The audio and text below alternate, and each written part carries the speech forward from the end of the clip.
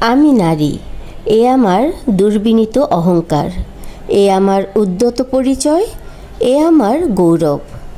আমি নারী, আমার উপর অর্পিত আল্লাহ প্রদত্ত শ্রেষ্ঠ নিয়ামত।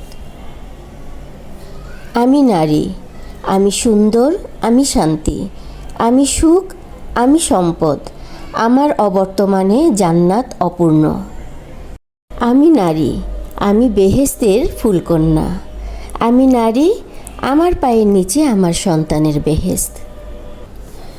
কে সেই নারী যে বিশ্ববাসীকে দান করেছে আবে জমজম, সহজ করেছে বাইতুল্লাহর জিয়ারত, আবাদ করেছে বাইতুল্লাহর আশেপাশের অনাবাদি জমিন?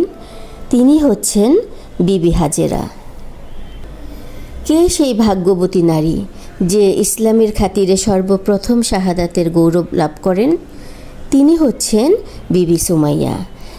তাই তো আমি বুক ভরা গর্ব নিয়ে বলি, আমি সৃষ্টির সেরা বিস্ময়কর সৃষ্টি।